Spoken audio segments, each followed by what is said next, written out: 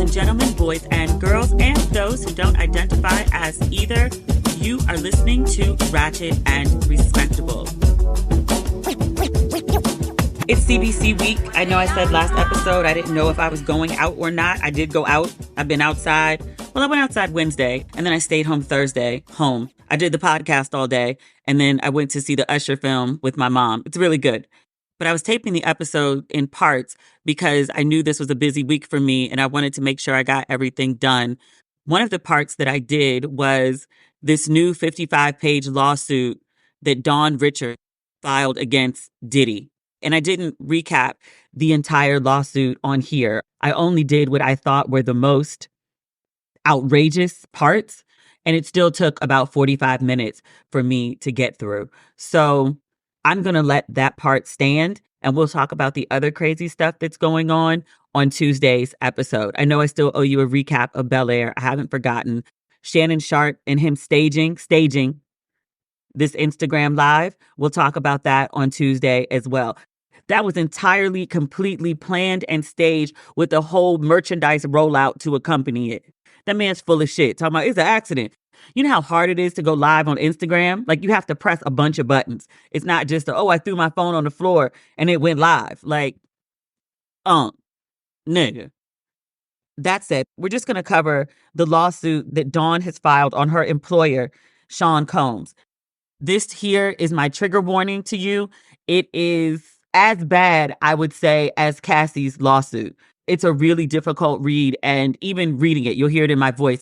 There was a part when I was reading, I just broke down and sobbed. I took out the worst of it, but you can hear my voice crack when I'm reading it. It's really bad. If you are sensitive to stories about violence, abuse, torture, there's some things that she describes in the lawsuit. She doesn't call them torture, but I think starving someone, food scarcity, locking them in dark places, sleep deprivation, those things are considered torture. And those things happened allegedly to Dawn Richard, according to this lawsuit. So yeah, I'm just going to let that segment play. And that's our episode for this week.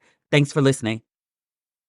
We need to talk about this Diddy lawsuit, the latest Diddy lawsuit. Dawn Richard, that Dawn, from Danity Kane and from, what was the other group? Dirty Money, Diddy's Dirty Money. She just filed a lawsuit against Diddy. 55 pages. We do have the lawsuit. We will be reading it page by page. I've read through page 30 or so far.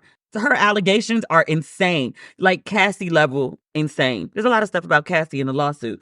I think it's worth noting that I was reading Rolling Stone, which their summary was so crazy. That's why I was like, let me go get the lawsuit. I need to know like the full details, not what somebody else thinks is important. I need to see the whole thing so I can determine what's worth talking about. The Rolling Stone notes that this is the 8th lawsuit against Diddy. Dawn is the 7th woman to file a lawsuit. And then there's also a lawsuit by a man. So 8 people in total have sued Diddy for some sort of sexual assault or sexual abuse in the last 10 months, starting with that Cassie lawsuit that we talked about in very much detail when that happened. Is it 10 months? I feel like Cassie was last year. It was around November. So that's about right. Okay. Dawn is not just suing Diddy. She's suing everything that Diddy owns. She was with him for a long time. And then also Dawn was, much like Cassie, an employee. All of the companies that he works with that she had some sort of like work affiliation, employee affiliation with, she's suing. Just to give you a light overview, the list of defendants includes obviously Sean Combs, Harve Pierre, he used to be the president of Bad Boy, Remote Productions Incorporated. That was the production company that Diddy created to produce Making the Band. We're not going to go through all of these because it's literally like over 20. But Daddy's House Recording Studio, that's definitely Diddy. Bad Boy Entertainment LLC, Bad Boy Records LLC, Bad Boy Entertainment Holdings Incorporated, Bad Boy Productions Holdings Incorporated, Bad Boy Books Holdings Incorporated, Sean Combs Music Incorporated, Sean Combs Capital LLC, Combs Enterprises LLC, Universal Music Group, Interscope Geffen A&M Records, Diageo Americas, doing business as Ciroc Distilling Company, doing business as Ciroc Canning Company, Combs Wines and Spirits LLC, Janice Combs Publishing Incorporated, Janice Combs Publishing Holdings Incorporated. Either one of those or both of those are who owns the rights to the music. Sony Songs, a division of Sony Music Publishing LLC, Love Records, and Epic Records. That's still not the whole list. She's suing everybody. So on page 7, we get to the factual allegations, and this goes on and on and on. It's a wild ride.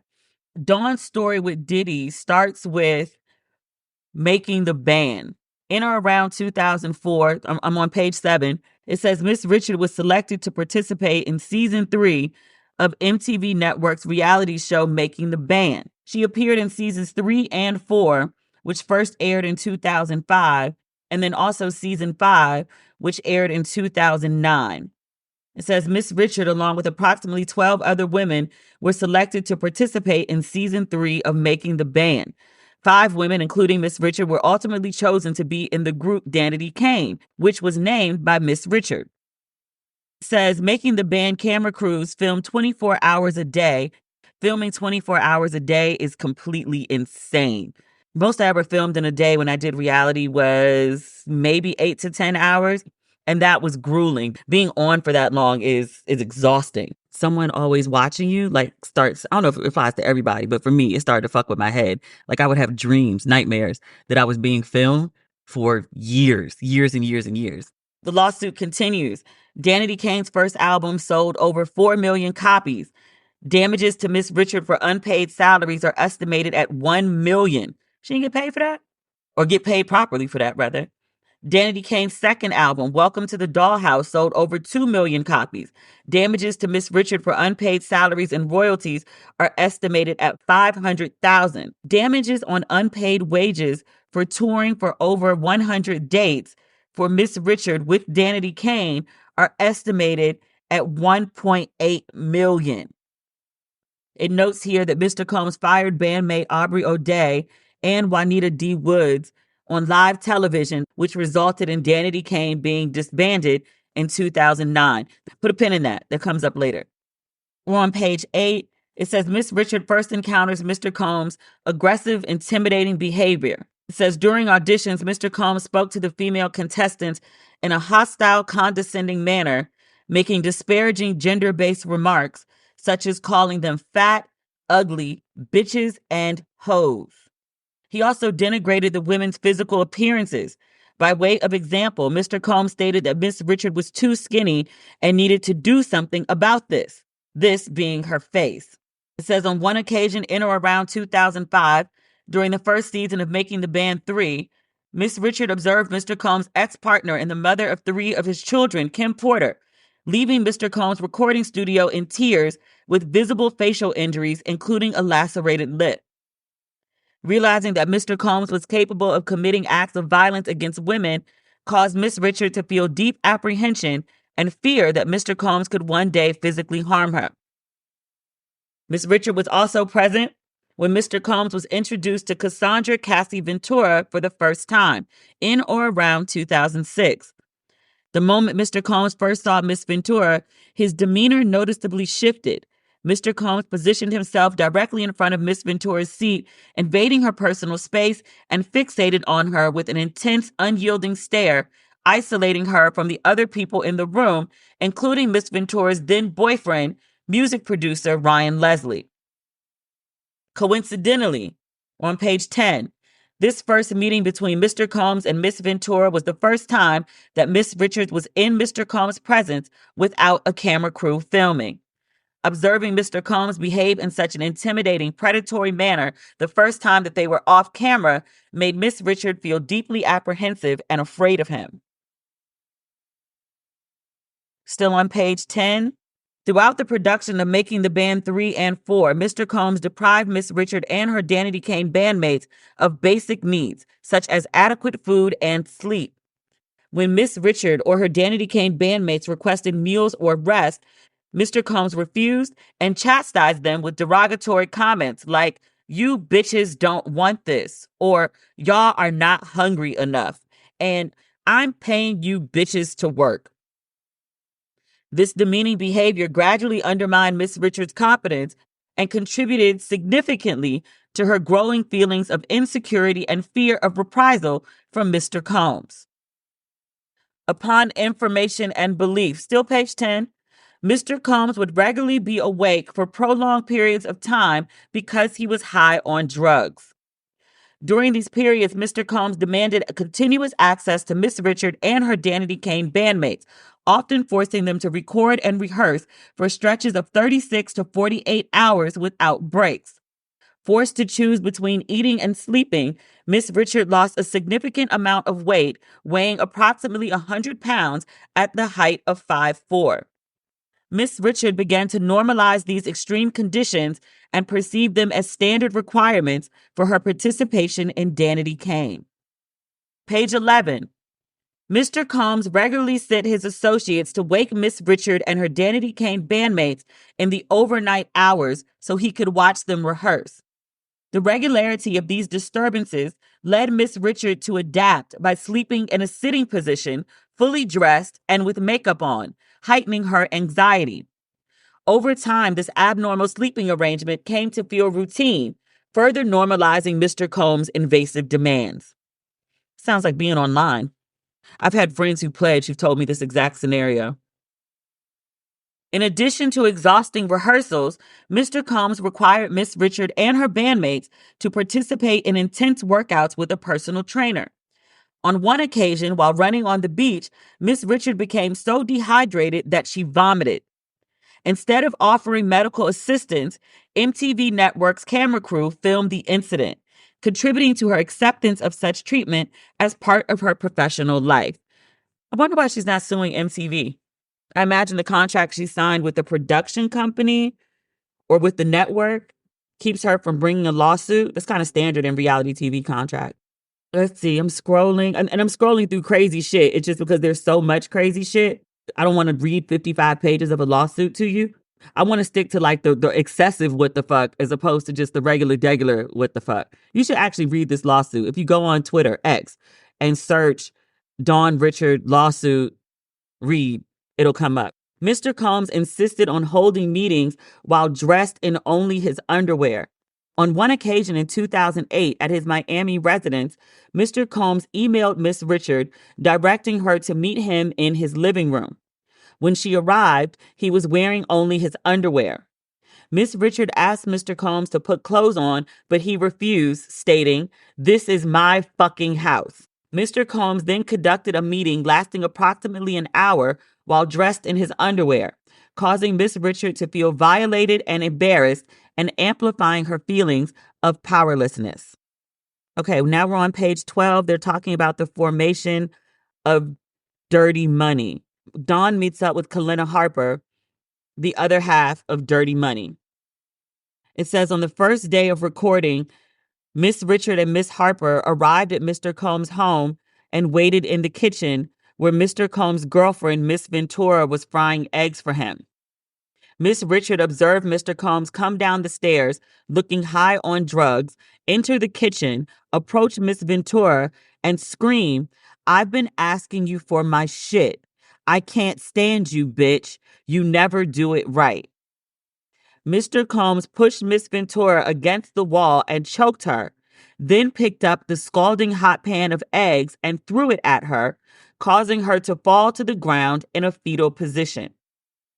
Cursing and screaming, Mr. Combs dragged Miss Ventura up the stairs. Frozen in shock and terror, Miss Richard heard glass shattering, crashing, and banging noises as Mr. Combs dragged Miss Ventura up the stairs. Miss Richard wanted to intervene and help Miss Ventura, but Miss Harper adamantly refused to interfere in Mr. Combs' relationship and physically led Miss Richard out of the residence. Terrified and shaken, Miss Richard returned to her hotel where she was unable to sleep due to worrying about Miss Ventura and her own safety. The following day, Miss Richard received a phone call demanding that she return to Mr. Combs' residence to continue recording. Mr. Combs brought Miss Richard and Miss Harper into the recording room at his studio, locked the door, dimmed the lights, and gave each of them flowers. Mr. Combs went on at length, stating, "This is normal. This was just a lover's argument where no one was hurt. This is what love is. I'm giving you an opportunity. If you want to make it, you'll shut your mouth. If you say anything, there will be consequences." Mr. Combs further warned that people end up missing. Being threatened while locked for over 20 minutes in a small enclosed space with Mr. Combs after observing Mr. Combs violently assault Miss Ventura the day before, Miss Richard was terrified and genuinely believed that Mr. Combs would follow through on his threats. We're on page 13. In and around November 2009, after the Soul Train Awards in Atlanta, Mr. Combs flew Miss Richard and Miss Harper to his house in New York on a private jet for an after party. The award show was in Atlanta and he did the after party in New York? Niggas got too much money. Okay, sorry. There were many well-known celebrities at the after party, and copious amounts of illegal drugs were being openly consumed. Upon information and belief, Mr. Combs had arranged for dozens of young women and girls, some of whom appeared to be underage, to be transported to the party. The women arrived wearing little to no clothing and were given drugs and alcohol. Many of them appeared lethargic or passed out while Mr. Combs and his guests performed sexual acts on them. Isn't this the same description? I've read almost all of the lawsuits about him. The girl who sued, not him, the girl who sued Christian, didn't she describe almost exactly this on the boat? The girls appeared lethargic and passed out. Was it her? It might have been the guy that sued Diddy. I've heard this line before. Miss Richard believed that her presence at the party was a test to see whether Mr. Combs could trust her. On page 14, Mr. Combs repeatedly said things like, this is at the party, quote, "This is a buffet. Enjoy yourselves. This is what we do. This is how we party." Miss Richard felt shocked and horrified at the sight of Mr. Combs and his guests violating incapacitated young women, and implored Mr. Combs' personal assistant, Capricorn Clark, to allow her to leave. Miss Clark insisted that Miss Richard wait 15 minutes to make it make sense. That is, to make Miss Richard's exit less obvious so that Mr. Combs would not notice that she had left. Knowing that she was not free to leave and had to wait for Miss Clark to help her orchestrate her departure, Miss Richard experienced feelings of panic and being trapped against her will. We've all hit the point where we realized it was time to make serious money moves. Take control of your finances by using a Chime checking account with features like no maintenance fees, fee-free overdraft up to $200, or getting paid up to 2 days early with direct deposit. Learn more at chime.com/ratchet. I love using Chime because it's a financial institution with a sense of community. You can get spotted on debit card purchases and cash withdrawals, and there are no monthly fees or maintenance fees.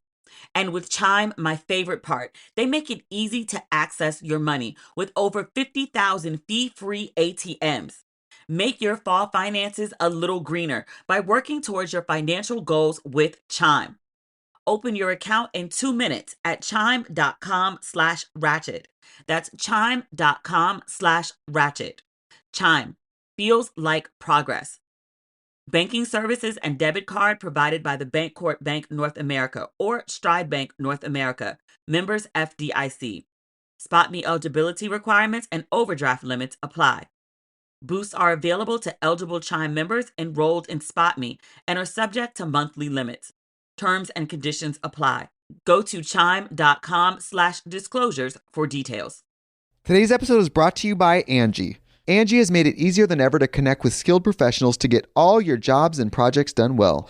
Let me tell you, there's the version of it where you try to do something at home, and then there's a version of it where you have someone help you, you watch them do it the right way, and you go, thank God I didn't try to do that myself.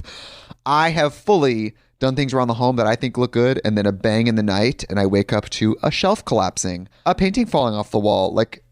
I've seen it all go south. I own a home, and I can tell you, I know how much work it can take. Whether it's everyday maintenance and repairs or making dream projects a reality, it can be hard just to know where to start. But now all you need to do is Angie that and find a skilled local pro who will deliver the quality and expertise you need.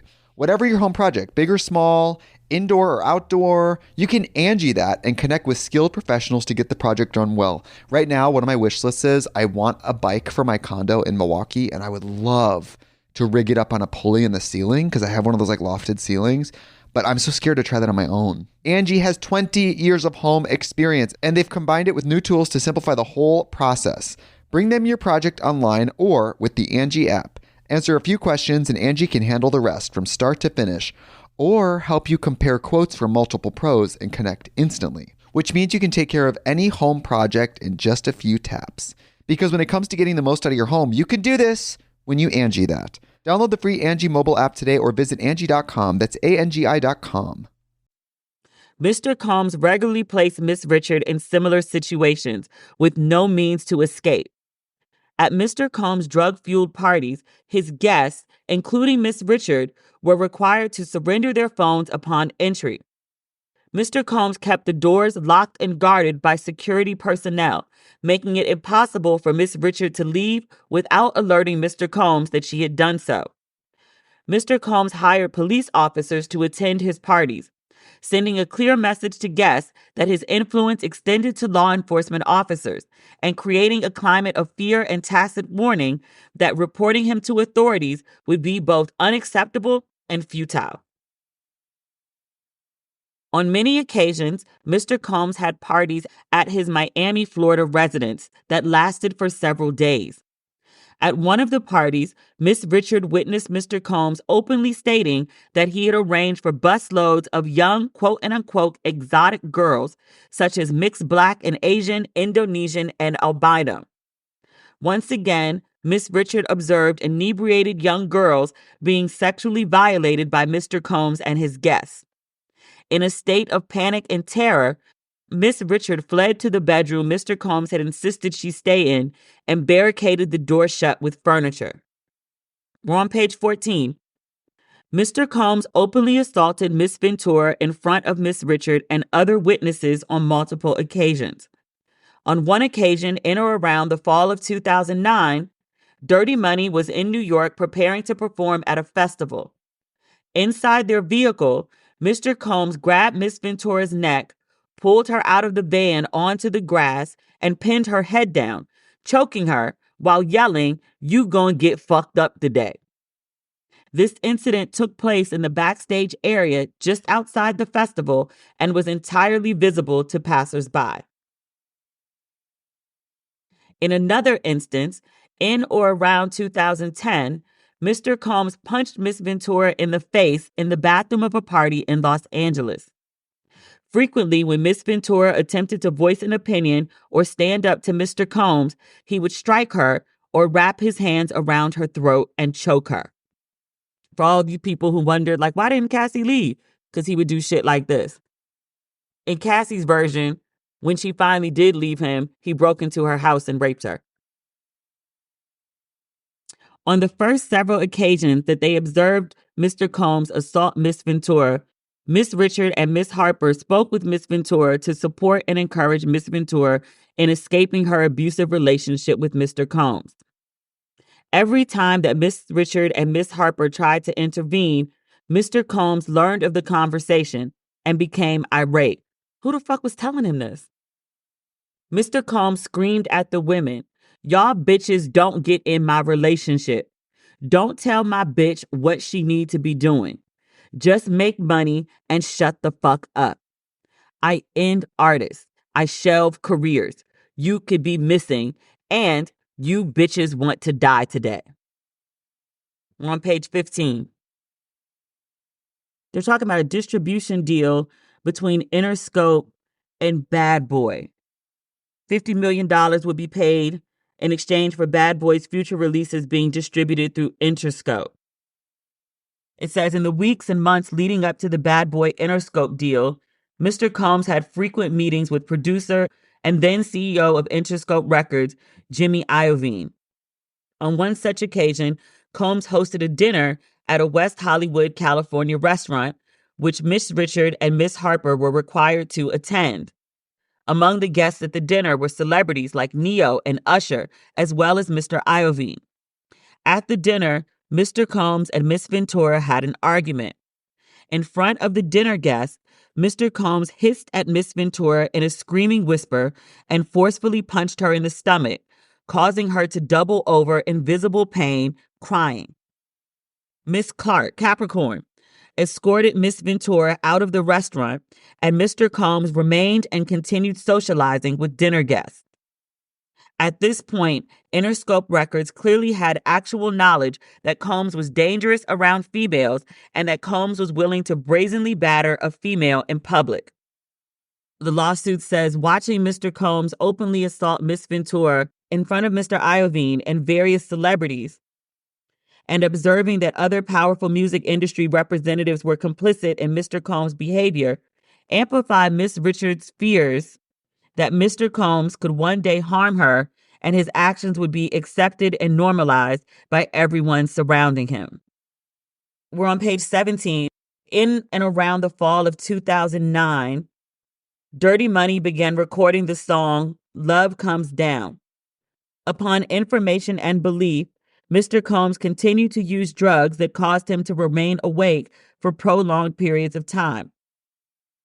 When he was awake, he would demand that Miss Richard and Miss Harper record in the studio, where they would spend 3 to 4 consecutive days recording without a break to eat or sleep.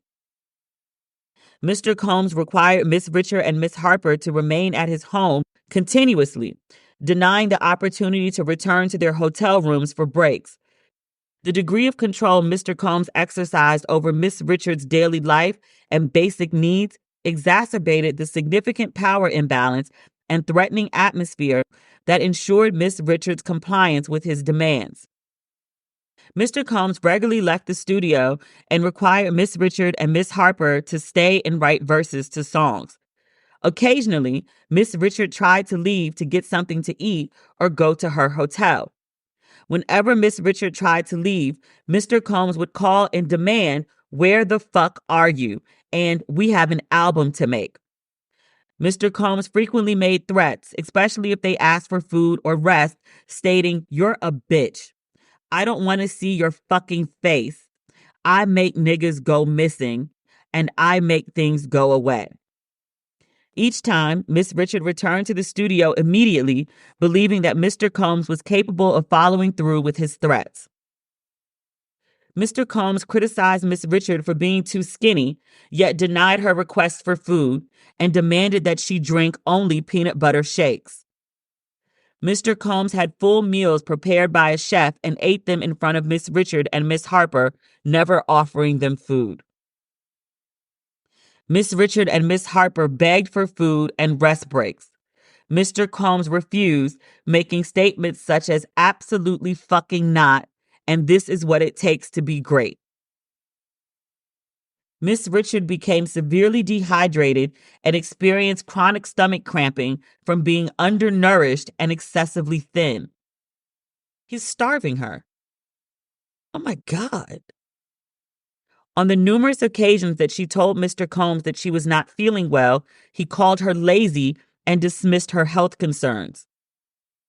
In or around summer of 2010, Miss Richard experienced abdominal pain, swollen glands, and a fever. She was hospitalized and diagnosed.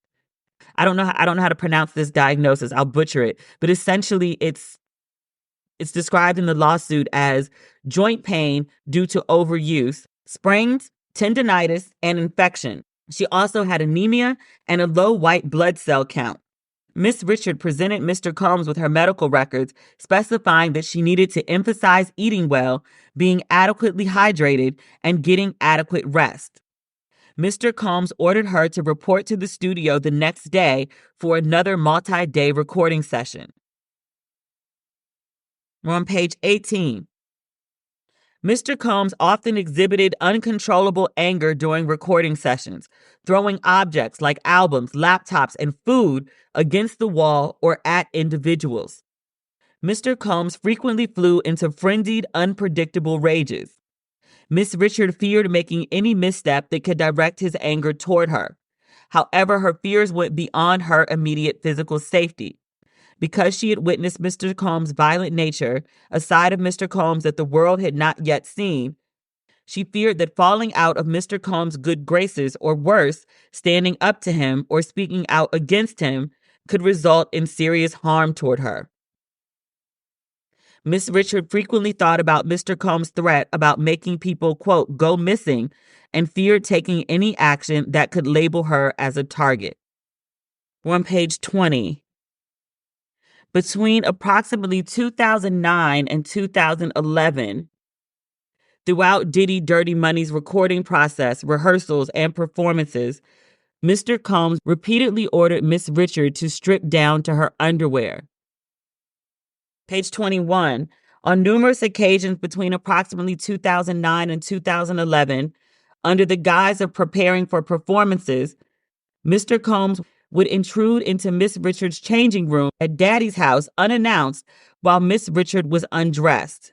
Even though a female stylist was present and assisting Miss Richard with her wardrobe, Mr. Combs would grope Miss Richard's body, including her bare buttocks and her chest area near her breast. With no legitimate purpose and without Miss Richards' consent, Mr. Combs caressed her buttocks to show the stylist where he wanted her high-waisted panties positioned, and attempted to touch her breasts, claiming to show the stylist where he wanted her bra straps to go. When Mr. Combs would enter the changing room, Miss Richard would cover her chest with her hands to prevent Mr. Combs from seeing or touching her breasts. When he would touch her body, Miss Richard would attempt to swat his hands away and state, "Don't touch me." Mr. Combs frequently smacked Miss Richard's bare buttocks and often commented on her body, noting that although she was too skinny, she had an ass. In or around October 2010, Diddy Dirty Money performed in Scotland. On their last night there, Miss Richard witnessed Mr. Combs and several other males gangbanging Mr. Combs' female assistant, unnamed, at the hotel pool. What? Miss Richard immediately left and went to her hotel room. On their flight back to the U.S. the next day, Miss Richard asked Mr. Combs where his assistant was. Mr. Combs replied, "I don't give a fuck where that bitch is." Miss Richard later learned that Mr. Combs had taken his assistant's passport with him to the U.S., leaving the assistant stranded in the United Kingdom. I know that none of you watch porn, but just in case you have any friends that do, help me pass along this important PSA. Incognito mode does not make you incognito. Check the fine print. All your late night activities are still 100% visible to a ton of third parties, unless you use ExpressVPN.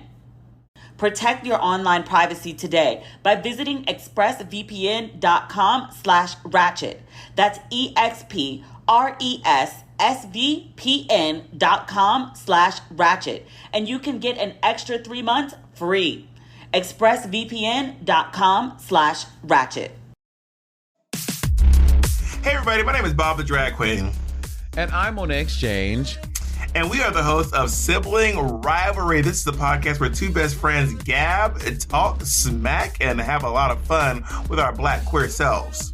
Yeah, for sure. And, we are family, so we talk about everything, honey, from why we don't like hugs, to Black Lives Matter, to interracial dating, to other things. Right, Bob? Yes, and it gets messy, and we are not afraid to be wrong. So please join us over here at Sibling Rivalry, available anywhere you get your podcasts. You can listen and subscribe for free.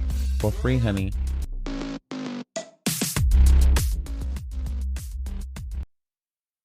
We're on page 22. It says, when Mr. Combs would require his Diddy Dirty Money bandmates to stay at his residence in Miami, Miss Richard would barricade herself inside her room at night, placing heavy furniture against the door because she feared being harmed in her sleep. In or around late December 2010, Miss Richard, Miss Harper, and Miss Ventura were in Mr. Combs' Los Angeles home when Mr. Combs stated, "I want to gift you titties for Christmas." Mr. Combs reached out and cut Miss Richard's breast without her permission and stated, "You're an A, I'm thinking a D." Miss Richard recoiled in shock and left the room.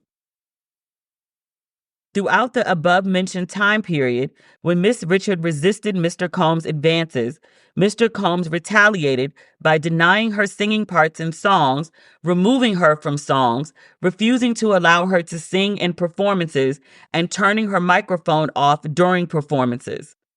The more Miss Richard rebuffed his advances, the more Mr. Combs' retaliatory behavior increased.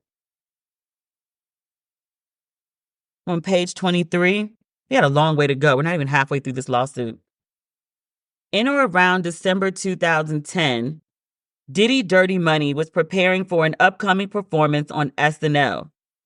Rehearsals lasted for days without the opportunity to eat or rest, and the rehearsal schedule was unpredictable. After waiting all day for Mr. Combs to call or send a car, Miss Richard received a phone call from Mr. Combs demanding, "Where the fuck are you bitches? You bitches don't want this. Y'all don't deserve to have someone pick you up. Get a cat." Miss Richard and Miss Harper immediately took a taxi to the rehearsal studios, anxious because Mr. Combs sounded enraged. Upon their arrival, Mr. Combs and Harve Pierre, that's the head of Bad Boy at the time, were waiting for them in the lobby. Mr. Combs screamed obscenities at them. "Where the fuck were you bitches? You bitches don't want to win. You don't want this. I'm so tired of y'all." Miss Richard asked Mr. Combs to stop swearing and calling them bitches in front of everyone. Mr. Combs' facial expression shifted as he stepped towards Miss Richard, raised his arm, and swung his fist toward her face. Believing that Mr. Combs was going to hit her, Miss Richard braced for the impact. Before Mr. Combs could strike her, his bodyguard grabbed her, escorted her out of the studio, and forced her into the Bad Boy Records Bentley that was parked outside. Miss Harper ran after Miss Richard, and Mr. Combs' bodyguard closed and locked the Bentley doors with both women inside. Inside the vehicle, Miss Richard realized there were no interior door handles. They were locked inside with no way to escape. Miss Richard's belongings were in the studio, but she was able to call her father from Miss Harper's cell phone. Miss Richard relayed to her father what had happened. Oh my God. And that she needed help and feared that she would go missing. Moments later, Mr. Combs' bodyguard removed only Miss Harper from the Bentley, leaving Miss Richard locked in the car alone for over 2 hours.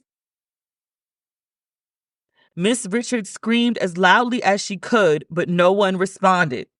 It was late evening in the wintertime, the windows were heavily tinted, and the interior of the car was dark except for faint interior lights. The ignition was off and there was no heat.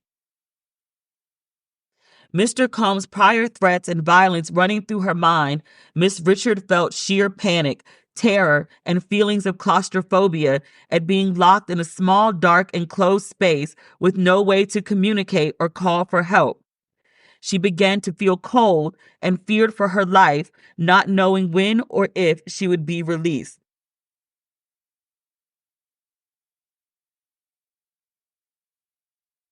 Miss Richards' father drove to New York from Baltimore. Only after, sorry, only after her father arrived and demanded to see her did Mr. Pierre order Mr. Combs' bodyguard to release Miss Richards from the vehicle. Pierre ushered Miss Richards' father between several rooms at the studio, where he waited for approximately 2 hours before being able to confront Mr. Combs. Once Miss Richards' father expressed that he intended to contact the police, Mr. Combs warned him, quote, "Think about your family. Think about your daughter's career." Her father appeared visibly frightened by Mr. Combs' threats and actions, which in turn made Miss Richard feel terrified for herself and her family's safety. The next night, Diddy Dirty Money performed on SNL. Mr. Combs subsequently called Miss Richard, complimented her performance, and concluded with a threat. "You don't call your dad unless you're in the hospital." That's crazy. That's crazy. I'm on page 25. The summary is breach of contract, copyright infringement. Dawn performed over 15 songs, holds composition credits for more than 3 songs. Defendants have failed to account to or pay Miss Richard as agreed for her compositions and performances. The next couple pages, same thing. All the stuff Dawn did that Dawn didn't get paid for. No statements provided, no payments ever made for damn near everything. We're up to summer of 2023. This is page 27. This is more about how Dawn ain't get paid. Wait, there are a couple important details here. Dawn appeared on a Diddy album last year, and I keep seeing people online talk about it. So I want to specifically address this. Last year, Diddy dropped an album, summer 2023, called The Love Album, Off the Grid. And Dawn Richard was featured on the album. There was a song called Deliver Me. The track that was featured on the album was from 2009. So it wasn't new music from Dawn. Dawn was a composer on the track. Diddy reached out to her. Whatever contract he offered her, she didn't feel was sufficient and she didn't sign it. However, he put out the song anyway, and she has not received any payment from that song. Now we're at 28. It says, as a result of the acts and conduct complained of herein, this is damages, obviously. Miss Richard has suffered and will continue to suffer the loss of income, wages, benefits, royalties, promotional fees, touring fees, and other compensation. Miss Richard has also suffered, among other things, emotional pain, suffering, inconvenience, loss of enjoyment of life, post-traumatic stress disorder, anxiety disorder, insomnia, panic attacks, entitling her to an award of compensatory and punitive damages. It doesn't say exactly the amount that she's seeking. I'm on page 28. It seems like the rest of this lawsuit is outlining the exact laws or codes that Diddy has violated. Diddy, Harpier, his companies. I'm scrolling. Well, let's make a list of what exactly he's accused of. Violation of the Victims of Gender Motivated Violence Act in New York City specifically. Sexual assault pursuant to the California Sexual Abuse and Cover-Up Accountability Act. Forced labor, that's against Sean Combs, Bad Boy Records, and Interscope. Violation of New York Services for Victims of Human Trafficking. Sex trafficking against Sean Combs and Bad Boy Records. Violation of the California Trafficking Victims Protection Act against Sean Combs and Bad Boy Records. Assault under New York law. Battery, sexual battery under New York law. False imprisonment under New York law. False imprisonment under California law. Intentional infliction of emotional distress against Sean Combs, Harv Pierre, and Bad Boy Records. Sexual harassment, gender discrimination, and hostile work environment under New York State human rights law. God damn. Retaliation and violation of New York State human rights law. Hostile work environment in violation of California Government Code. Gender discrimination in violation of California Government Code. I'm not citing the code, obviously. Violation of right and publicity under New York civil rights law. And unjust enrichment. That's against Sean Combs, Bad Boy Records, Universal Music Group, Interscope, Diageo, Combs Wines and Spirits.